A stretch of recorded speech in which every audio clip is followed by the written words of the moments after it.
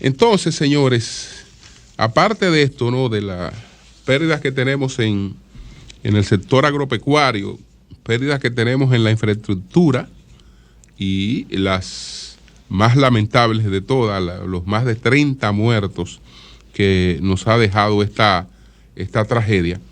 Entonces ahí pasamos a otro tema. Es lo que ha ocurrido, lo que está ocurriendo a partir de hoy en la Franja de Gaza, donde se está desarrollando la guerra de Israel contra Hamás, en respuesta a los atentados de lo que fue objeto Israel por parte del grupo Hamás. Entonces, se ha logrado una tregua de 4 días. Durante esa tregua de 4 días, Israel detiene por 6 horas diarias los bombardeos sobre Gaza para que el grupo Hamás pueda ubicar a los rehenes que van a ser liberados. En principio van a ser liberados 50 rehenes, de los que capturó Hamás cuando produjo los ataques, que hay un total de 240 rehenes que fueron capturados. De ellos fueron puestos en principio en libertad 2 estadounidenses. Entonces, Hamás libera 50 rehenes. Esos rehenes lo coloca en la franja fronteriza con Egipto, en el paso fronterizo que tiene la Franja de Gaza con Egipto. Que entonces, ¿qué ocurre? Que Israel, a cambio, va a poner en libertad a 150 prisioneros palestinos. Y a partir de ahí pudiera haber una extensión de la tregua por cada 10 rehenes liberados. Hace pocos días que el presidente Biden había adelantado que pronto habría un acuerdo para la liberación de los rehenes, lo que quiere decir que hay una mesa de diálogo con el grupo Hamás. En esta mesa de diálogo están involucrados Estados Unidos, Qatar y Egipto. Israel la ha acogido muy a su pesar. Por ejemplo, cuando se llevó al gabinete en Israel la decisión de esta tregua, 3 ministros se opusieron radicalmente, pero la mayoría de los ministros la apoyaron. Hay que recordar que el gobierno de Israel en estas circunstancias no es el gobierno habitual. Israel lo primero que hizo antes de producir el primer ataque, lo que hicieron los israelíes fue formar un gobierno de unidad. Es decir, la oposición vino al gobierno y distintos sectores vinieron al gobierno y se formó un gobierno de unidad antes de empezar la ofensiva contra Hamás. Es decir, eso no lo está llevando a cabo un gobierno o un partido, sino que es Israel con sus fuerzas principales representadas en un gobierno la que la está llevando a cabo esa ofensiva. Pero bueno, el hecho de que se esté produciendo esto quiere decir que pudiera haber una negociación. Pudiera haber una negociación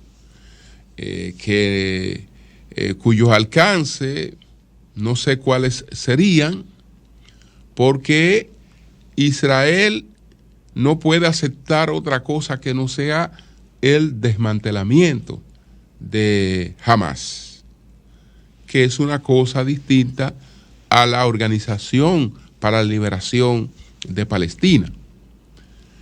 Sabemos cuál es la salida de este conflicto. La salida que le pone final a estos 75 años de conflicto. Y qué paradoja, señores. Qué paradoja. Si en algo se refleja que es mejor un mal acuerdo que un buen pleito, es en la situación que se ha dado entre estos dos pueblos durante 75 años. Porque ¿cuál es la solución que todos proclamamos? La constitución de un Estado palestino, que fue la resolución de la ONU de 1948. Es decir, que lo que Palestina, en esos momentos Al-Fatah, que después se convertiría en la Organización para la Liberación de Palestina, que lo que Palestina rechazó hace 75 años, porque ese Estado no se constituyó porque Palestina lo rechazó. Palestina rechazó la división del territorio. Y después de establecido el Estado de Israel en 1948, pues se unió a la guerra que le declararon los árabes para desmantelar, para destruir el nuevo Estado. Entonces, esa que debió ser la salida, que nos había ahorrado nos habría ahorrado cerca de 200,000 muertos. Solamente en este conflicto ya hay más de 14,000 muertos. Más de 14,000 muertos. Y entonces se le está dando toda la vuelta a la página durante 75 años. Y la salida fue la que se rechazó hace 75 años. Esa es la salida. La constitución, la creación de un Estado palestino, como existe el Estado de Israel, y acuerdos de distintas naturalezas para poder articular la vida entre estos dos pueblos. Nada de estas diferencias y de lo que ha caracterizado este conflicto, por más que los fanáticos hayan querido darle ese matiz, tiene que ver con un conflicto religioso. Eso lo hemos aclarado y lo reiteramos. No. Es un conflicto territorial. No es religioso. Nunca lo ha sido. Primero, por la naturaleza del Estado laico de Israel, y segundo, porque los judíos o el judaísmo no es una religión proselitista. A ellos no les interesa que una persona que no sea judía se convierta al judaísmo, como le interesa al Islam o como le interesa al cristianismo.